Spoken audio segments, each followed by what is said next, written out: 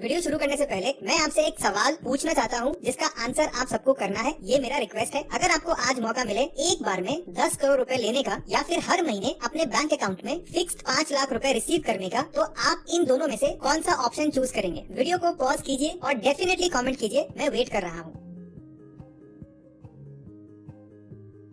चलो कमेंट कर लिया। जिन लोगों ने भी एक बार में 10 करोड़ रुपए लेने के बारे में कमेंट किया है, आपको कांग्रेचुलेशंस, क्योंकि आपकी फाइनेंशियल नॉलेज अच्छी है और आप present value and future value के कॉन्सेप्ट को समझते हैं। पर हो सकता है कि आप में से कई सारे लोगों ने महीने के 5 लाख रुपए वाले ऑप्शन को चूज किया होगा, पर इसमें आपको लॉस होगा लॉन्ग टर्म में। चलिए जानते हैं क्यों। क्योंकि मान लेते हैं कि अगर मेरे पास 10 करोड़ रुपए है और इसे मैंने बहुत ही सेफली कहीं इन्वेस्ट किया है और वहाँ से मुझे साल का 10% का रिटर्न मिल रहा है, जो बनता है साल का 1 करोड़ रुपए। तो महीने का 8,33,000 तो मैं सिर्फ इंटरेस्ट कमाऊंगा और फिक्स्ड 5 लाख रुपए महीने आपको आज अट्रैक्टिव लग रहा है, पर इसकी वैल्यू हर साल कम होते जाएगी इन्फ्लेशन की वजह से। एक बहुत ही कमाल का प्रिंसिपल है जिसका नाम है the time value of money. इसमें बोला गया है कि 1 रुपए की कीमत आज ज्यादा है फ्यूचर के 1 रुपए से। इसी तरह जब आप स्टॉक मार्केट में इन्वेस्ट करते हैं तो आपको इस चीज पर ध्यान देना चाहिए कि जहाँ भी आप इन्वेस्ट करें वहाँ पे लॉन्ग टर्म में ज्यादा वेल्थ बने। और हमारे रिटर्न्स के टारगेट को अचीव करने में वैल्यूएशन हमें बहुत हेल्प करता है। क्योंकि मान लेते हैं कि अगर आपको 2 स्टॉक्स में से किसी एक में इन्वेस्ट करना है, फॉर एग्जाम्पल रिलायंस इंडस्ट्रीज या टाटा कंसल्टेंसी सर्विसेज, तो आप दोनों में से कहाँ इन्वेस्ट करेंगे? क्योंकि आपने कई सारी वीडियोस देखी होंगी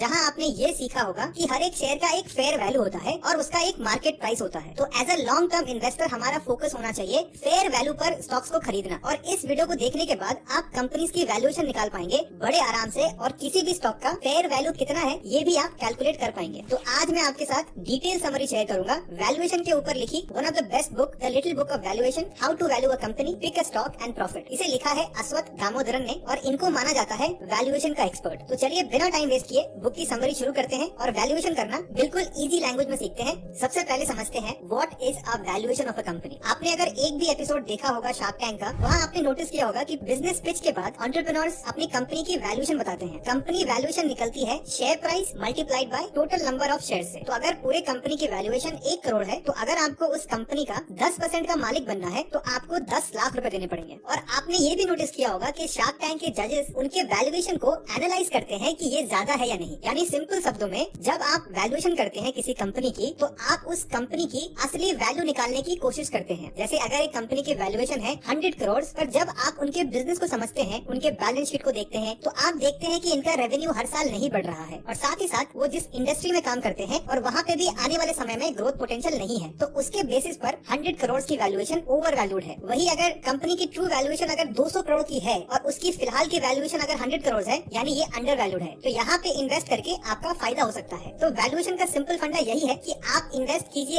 ऐसी कंपनीज में जिनका प्राइस उनके ट्रू वैल्यू से कम हो। और वैल्यूएशन का मतलब सिर्फ अंडर वैल्यूड कंपनीज में इन्वेस्ट करना नहीं होता है, बल्कि जो कंपनीज ओवर वैल्यूड हो चुकी है उन्हें सही टाइम पर बेचना भी वैल्यूएशन ही है, जिससे आपको मैक्सिमम प्रॉफिट होगा। इस आर्टिकल की माने तो Nifty 50, mid cap, small indices और ज्यादातर सेक्टर्स इंडिया में ओवर वैल्यूड है, यानी उनकी वैल्यूएशन उनके ट्रू वैल्यू से ज्यादा है। इसका मतलब इन सेक्टर्स के शेयर प्राइस अभी एक्सपेंसिव है। तो अगर आपने वैल्यूएशन क्या होता है ये समझ लिया है, तो चलिए अब सीखते हैं वैल्यूएशन करते कैसे हैं। पर उससे पहले छोटी सी रिक्वेस्ट है, अगर आपको मेरा काम पसंद आ रहा है तो प्लीज आप मुझे सब्सक्राइब कर सकते हैं और साथ ही साथ ऑल नोटिफिकेशन बेल को भी ऑन कर दीजिए। इससे आपको मेरी सारी वीडियोस की अपडेट मिलेगी जब भी मैं नए वीडियोस अपलोड करूंगा। और इस वीडियो को भी आप लाइक कीजिए, इससे मुझे ये पता चलेगा कि कितने लोगों को ये कॉन्सेप्ट समझ आ रहा है। तो चलिए वीडियो में आगे बढ़ते हैं। Types of valuation. वैल्यूएशन करने के बहुत सारे मॉडल्स हैं, पर इस बुक में 2 वैल्यूएशन मॉडल को डिस्कस किया गया है, intrinsic valuation and relative valuation. Intrinsic value निकलता है किसी कंपनी का इस बेसिस पर कि वो फ्यूचर में कितना पैसे कमाएगी और इसकी श्योरिटी कितनी है। जितना ज्यादा पैसे कमाने का पोटेंशियल होगा और जितनी दमदार श्योरिटी होगी, उतना उस कंपनी की वैल्यू बढ़ जाती है। ऑथर कहते हैं कि हर एक व्यक्ति सेफ बेट लेना प्रेफर करता है रिस्की बेट से। मान लीजिए अगर मैं आपको 2 ऑप्शन दूं, या तो आप मुझसे 1000 रुपए ले लीजिए इंस्टेंटली, या फिर हम एक टॉस करते हैं। अगर आप जीतोगे टॉस में तो आपको 2000 रुपए मिलेंगे, लेकिन अगर आप टॉस हारते हो तो आपको मुझे 500 रुपए जेब से भरने पड़ेंगे। तो आप कौन सा ऑप्शन चुनेंगे? आई थिंक मोस्टली लोग ऑप्शन ए चुनना चाहेंगे, जहाँ पर आपको इंस्टेंटली 1000 रुपए मिले। इसी तरह अगर एक कंपनी है जो अभी 5 करोड़ रुपए साल का कमा रही है, इनका जो रेवेन्यू है वो हर साल बढ़ रहा है और आने वाले समय में इसकी ग्रोथ और ज्यादा रहने वाली है और इसकी भी श्योरिटी ज्यादा है, क्योंकि इस कंपनी के प्रोडक्ट का डिमांड हर साल बढ़ रहा है। इसी कारण इस कंपनी का वैल्यूएशन ज्यादा होगा। तो ये था इंट्रिंसिक वैल्यूएशन, जिसे डिस्काउंटेड कैश फ्लो एनालिसिस भी कहते हैं, और हम थोड़ी देर में इसे डिटेल में समझेंगे। अब आते हैं दूसरे वैल्यूएशन मेथड पे, जो है relative valuation. Relative valuation valuation में आप कंपनीज को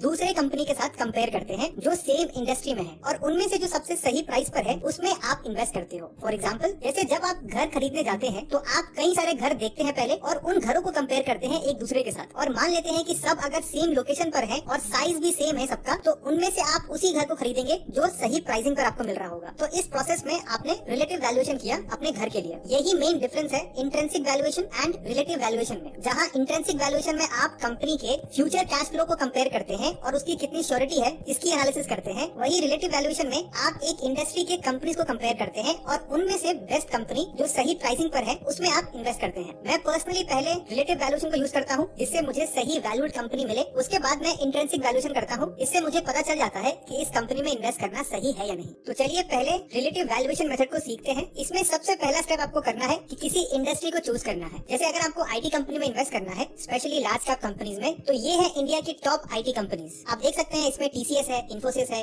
HCL टेक्नोलॉजीज, विप्रो जैसी कंपनीज है। आप देख सकते हैं कि टीसीएस का मार्केट शेयर है 14.5 लाख करोड़ का और शेयर प्राइस है करीब 4000 के अराउंड। इन्फोसिस का मार्केट कैप है 7 लाख करोड़ का और शेयर प्राइस है 1655 रुपीज। HCL का मार्केट कैप है 4.5 लाख करोड़ का और इनका एक शेयर का प्राइस है 1636 रुपीज। अब आप डिसाइड कीजिए कि इनमें से किस कंपनी में इन्वेस्ट करना सही रहेगा। मुझे पता है कि आप सोचेंगे कि बस मार्केट कैप और शेयर प्राइस को देखकर कंपेयर करना मुश्किल है, कुछ और डेटा चाहिए मुझे, क्योंकि बहुत बार ऐसा होता है कि 100 रुपीज का शेयर प्राइस ओवर वैल्यूड होता है, वही 1000 रुपए का शेयर प्राइस बिल्कुल अंडर वैल्यूड होता है। तो मैंने एक फिल्टर ऐड किया है पीई रेशियो का। पीई रेशियो का बहुत ही सिंपल मीनिंग ये है कि लोग कंपनी को कितना देने के लिए रेडी है कंपनी को 1 रुपए का प्रॉफिट कमाने के लिए। जैसे कि आप देख सकते हैं पीई रेशियो के स्टैंड पॉइंट से विप्रो में लोगों को कम देना पड़ रहा है, क्योंकि आप टीसीएस में 34 रुपीज दे रहे हैं टीसीएस के 1 रुपए के प्रॉफिट के लिए, वही आप विप्रो में 24 रुपए दे रहे हैं विप्रो के 1 रुपए के प्रॉफिट के लिए। और साथ ही साथ विप्रो का शेयर प्राइस भी सस्ता है कंपेयर टू टीसीएस के। फिर मैंने एक और फिल्टर ऐड किया है ROE का, यानी रिटर्न ऑन इक्विटी का। ये मेजर करता है कि कंपनी कितना प्रॉफिट कमाती है अपने शेयर होल्डर के इक्विटी पर। जैसे अगर एक कंपनी 10,000 रुपए प्रॉफिट कमाती है और उस कंपनी में शेयर होल्डर के 50,000 रुपए लगे हुए हैं, तो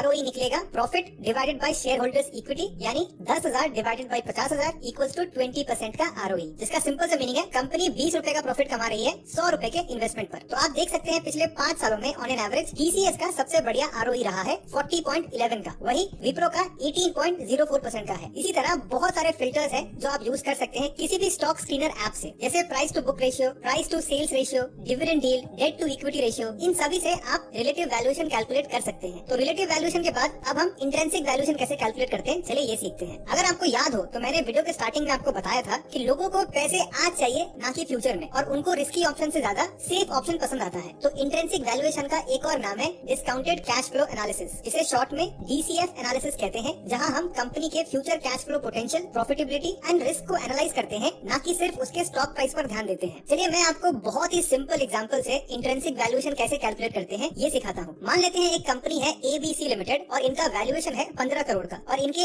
1 करोड़ शेयर्स अवेलेबल है। तो पर शेयर की कीमत हुई 15 crore divided by 1 crore equal to 15 rupees पर शेयर। अब हमें ये कैलकुलेट करना है कि ये जो प्राइस है अभी एक शेयर का, क्या वो ओवर वैल्यूड है या अंडर वैल्यूड है, जिसके लिए हमें कंपनी की ट्रू वैल्यूएशन निकालनी पड़ेगी, यानी इंट्रिंसिक वैल्यूएशन हमें करना पड़ेगा। तो चलिए कैलकुलेट करते हैं। तो DCF एनालिसिस का पहला स्टेप है forecasting future free cash flow. बहुत ही लॉजिकल है ये। आप अगर कहीं पर अपने पैसे इन्वेस्ट करना चाहते हैं तो आपके मन में एक एक्सपेक्टेशन होती है कि अगर मैं यहाँ 1 लाख रुपए इन्वेस्ट करूँ तो मुझे कितना मिलना चाहिए, यानी नेक्स्ट ईयर मेरे 1 लाख रुपए की वैल्यू कितनी होगी। उसी तरह किसी भी बिजनेस में इन्वेस्ट करने से पहले हमें उनका फ्री कैश फ्लो निकालना पड़ता है फ्यूचर का। चलिए सबसे पहले जानते हैं फ्री कैश फ्लो क्या होता है। आपने सुना होगा कंपनी का नेट प्रॉफिट के बारे में। नेट प्रॉफिट का फॉर्मूला है total revenue minus total expenses, यानी कंपनी का टोटल रेवेन्यू के साथ जब हम टोटल एक्सपेंसेस को माइनस करेंगे तो हमें नेट प्रॉफिट मिलता है। पर नेट प्रॉफिट का मतलब ये नहीं है कि कंपनी के पास इतने पैसे हैं अभी, क्योंकि हो सकता है कि बहुत सारे पेमेंट इस साल ना आए या फिर नेक्स्ट ईयर आएंगे या बहुत सारे पेमेंट्स आएंगे ही नहीं। इसीलिए DCF में फ्री कैश फ्लो को यूज किया जाता है, क्योंकि इसमें एग्जैक्ट पैसे कंपनी के पास कितने हैं वो हम कैलकुलेट कर पाते हैं। इसका फॉर्मूला बहुत ही सिंपल है, free cash flow equals to operating cash flow minus capital expenditure, यानी जो पैसे ऑपरेटिंग कैश फ्लो से आ रहे हैं उससे अगर हम माइनस करते हैं कैपिटल एक्सपेंडिचर तो हमारे पास फ्री कैश फ्लो होता है। एग्जाम्पल, एक सीमेंट फैक्ट्री है, उसने साल में 100 करोड़ का प्रॉफिट कमाया है और उसने अपने फैक्ट्री की मेंटेनेंस के लिए या अपने मशीनरीज को ठीक करने के लिए और भी 20 करोड़ रुपए लग गए हैं तो अब इस सीमेंट फैक्ट्री के पास 80 करोड़ का फ्री कैश फ्लो है। अब company in free cash flow को यूज करेगी कई सारी चीजों के लिए। कंपनी चाहे तो कुछ डिविडेंड दे सकती है अपने शेयर होल्डर के साथ, या शेयर बायबैक कर सकती है, बिजनेस को एक्वायर कर सकती है, या अपने बिजनेस में ही री इन्वेस्ट कर सकती है और ग्रोथ के लिए। तो जिन कंपनी के पास ज्यादा फ्री कैश फ्लो होता है उनकी वैल्यूएशन भी ज्यादा होती है, और जिनके पास कम फ्री कैश फ्लो होता है उनकी वैल्यूएशन भी कम होती है। तो पहला स्टेप है DCF एनालिसिस का, या कहे इंट्रिंसिक वैल्यूएशन निकालने का, कि हमें उस कंपनी का फ्यूचर का फ्री कैश फ्लो को एस्टिमेट करना होगा। कितने सालों के लिए एस्टिमेट करना है ये डिपेंड करता है कि बिजनेस अभी किस फेज में है। अगर मान लेते हैं कि बिजनेस अभी नेक्स्ट 5 सालों के लिए हाई ग्रोथ फेज में रहने वाला है तो आपको नेक्स्ट 5 साल का फ्री कैश फ्लो एस्टिमेट करना होगा। तो चलिए ABC लिमिटेड का 5 साल का फ्री कैश फ्लो कैलकुलेट करते हैं, और हमने अज्यूम किया है कि फ्री कैश फ्लो हर साल 15% से बढ़ रहा है। तो आप देख सकते हैं 2025 में ABC लिमिटेड का फ्री कैश फ्लो है 1 करोड़ का, 2026 में है 1 करोड़ 15 लाख का, 2027 में है 1 करोड़ 32 लाख का, 2028 में है 1 करोड़ 52 लाख का, और 2029 में है 1 करोड़ 75 लाख का। तो ये था स्टेप नंबर 1। दूसरा स्टेप है कैलकुलेटिंग डिस्काउंट रेट। अब ये बहुत ही इंटरेस्टिंग कॉन्सेप्ट है। मान लीजिए आपके पास अभी 100 रुपए है, और अगर आप इसे बैंक अकाउंट में रखते हैं तो आपको ऑन एन एवरेज 3% का इंटरेस्ट मिलेगा। यानी अगले साल आपके 100 रुपए 103 रुपए हो गए होंगे, जिसका सिंपल सा मतलब है कि अगले साल कोई अगर आपको 103 रुपए देता है तो उसकी आज की वैल्यू 100 रुपए होगी। तो डिस्काउंट रेट DCF एनालिसिस में ऐसे ही काम करता है, पर रिवर्स में, यानी फ्यूचर के पैसों की वैल्यू आज के टाइम में कितनी होनी चाहिए। डिस्काउंट रेट अगर बहुत ही सिंपल शब्दों में बताऊं तो आप कितना रेट ऑफ रिटर्न अर्न करना चाहते हैं फ्यूचर में। जैसे अगर आपको 12% का इंटरेस्ट चाहिए 1 साल बाद, यानी 112 रुपए मिलते हैं, तभी आपको आज अपने 100 रुपए इन्वेस्ट करना चाहिए। जैसे पहले स्टेप में हमने future free cash flow estimate किया, तो चलिए 12% के डिस्काउंट रेट से उन फ्यूचर कैश फ्लो की आज की वैल्यू क्या है ये निकालते हैं। तो प्रेजेंट वैल्यू का फॉर्मूला आप देख सकते हैं, मैंने यहाँ पर फ्यूचर कैश फ्लो को प्रेजेंट वैल्यू में कन्वर्ट किया है। तो आप देख सकते हैं 2025 में ABC लिमिटेड का फ्यूचर कैश फ्लो है 1 करोड़ का, तो उसकी आज की प्रेजेंट वैल्यू है 89 लाख रुपीस। उसी तरह बाकी प्रेजेंट वैल्यू भी मैंने निकाल लिया है। तो ये था स्टेप नंबर 2, जिसमें आपको फ्यूचर कैश फ्लो को प्रेजेंट वैल्यू में कन्वर्ट करना है डिस्काउंट रेट लगाकर। अब है तीसरा स्टेप, जो है टर्मिनल वैल्यू। कोई भी कंपनी जब एक हाई ग्रोथ फेज में होती है तो वो उस ग्रोथ को लंबे समय तक सस्टेन नहीं कर पाती है। एक ऐसा टाइम आता है जहाँ से ग्रोथ रेट स्लो हो जाती है, और टर्मिनल ग्रोथ का मीनिंग है किस रेट पर वो कंपनी लाइफ टाइम तक ग्रो करेगी। तो हमारे एग्जाम्पल में मैंने ये एस्टिमेट किया है ABC लिमिटेड 2029 के बाद हर साल उसका फ्री कैश फ्लो 5% से बढ़ेगा। तो मैंने एक्सेल शीट में टर्मिनल वैल्यू को कैलकुलेट किया। ग्रोथ रेट 5% का है, डिस्काउंट रेट 12% का है, तो टर्मिनल वैल्यू आया करीब 26.25 करोड़ का। यानी ये कंपनी लाइफ टाइम तक इतना कैश फ्लो करने वाली है। अब हमें इस 26.25 करोड़ को प्रेजेंट वैल्यू में कन्वर्ट करना है, जो आता है करीब 14.89 करोड़ का। और फाइनल स्टेप है हमें सारे प्रेजेंट वैल्यू को ऐड करना है। तो जैसे कि आप देख सकते हैं कि ABC लिमिटेड कंपनी की इंट्रिंसिक वैल्यूएशन है